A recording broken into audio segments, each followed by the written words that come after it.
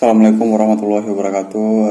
Baiklah, pada kesempatan kali ini saya akan menjelaskan rangkuman dari materi metode penelitian kualitatif pada semester 5. Yang pertama itu variabel penelitian.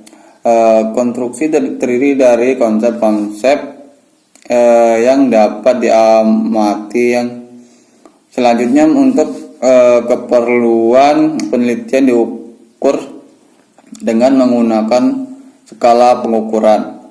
Konstruksi dan konsep yang diukur dengan skala tertentu selanjutnya menjadi variabel. Pengertian variabel. Variabel adalah konsep yang mempunyai bermacam-macam nilai, bermacam-macam nilai, contohnya berat badan, warna, partisipasi, dan produk padi. Yang kedua yaitu jenis hubungan. Yang pertama itu simetri. Terdapat hubungan antara variabel dan bersifat tidak ada yang saling berpengaruhi atau non-kausalitas. Yang kedua itu simetri atau hubungan antara variabel yang terjadi bersifat yang satu mempengaruhi independen dan lainnya dipengaruhi dependen atau kausalitas. Yang ketiga yaitu reciprok atau hubungan antar variabel yang terjadi bersifat variabel dilihat dari fungsinya terdiri dari 5 yaitu variabel independen, variabel moderating, variabel intervening, dan variabel kontrol. Penelitian kualitatif adalah sebuah penyelidikan tentang masalah sosial berdasarkan pada pengujian sebuah teori yang terdiri dari variabel-variabel diukur dengan angka dan dianalisis dengan prosedur statistik untuk menentukan apakah generalisasi prediktif teori tersebut benar. Penelitian kuantitatif adalah penelitian ilmiah yang sistematis, terdapat bagian-bagian dan fenomena serta kausalitas hubungannya. Penelitian kuantitatif. Penelitian sederhananya adalah masalah atau metode atau cara algoritma atau langkah-langkah penyelesaian masalah atau solusi. Apakah ada masalah, ada solusi?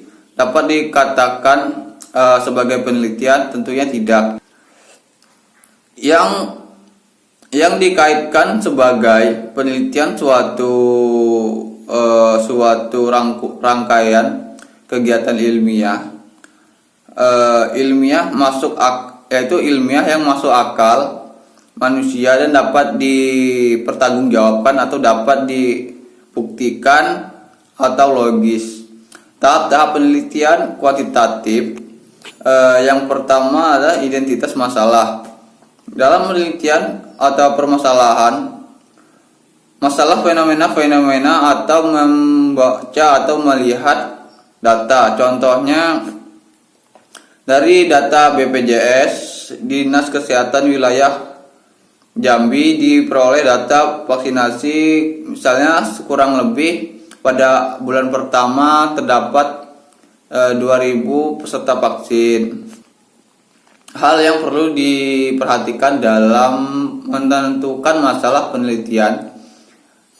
Yang pertama, apakah merupakan hal baru atau belum banyak diteliti oleh orang lain. Yang kedua adalah apakah masalah yang diangkat ini akan menimbulkan rasa ingin tahu atau manfaat penelitiannya. Yang ketiga adalah masalah yang diangkat harus sesuai dengan bidang peneliti. Yang keempat adalah alat dan bahan memungkinkan untuk melakukan sebuah penelitian. Selanjutnya adalah konsep hipotesis. Semula istilah kata hipotesis dari bahasa Yunani mempunyai dua kata, ialah kata hupo atau sementara dan tesis atau penyataan atau teori. Karena hipotesis sendiri adalah penyataan sementara yang masih lemah kebenarannya atas dasarnya definisi di atas, sehingga dapat diartikan bahwa hipotesis adalah jawaban atau dugaan sementara yang harus diuji lagi kebenarannya. Yang terakhir adalah uji beda atau uji komparasi. ANOVA merupakan bagian dari metode penelitian statistika yang tergolong analisis komparatif atau perbandingan uji beda lebih dari dua rata-rata. Tujuan dari uji ANOVA satu jalur untuk membandingkan lebih dari dua rata-rata. Gunanya untuk menguji kemampuan generalisasi.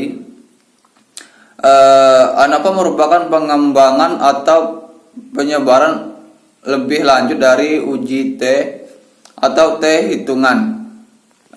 Kemudian itu tadi penjelasan singkat dari saya mengenai teori-teori yang telah saya rangkum. Kurang lebih saya mohon maaf jika ada kesalahan atau kekurangan. Saya akhiri. Wassalamualaikum warahmatullahi wabarakatuh.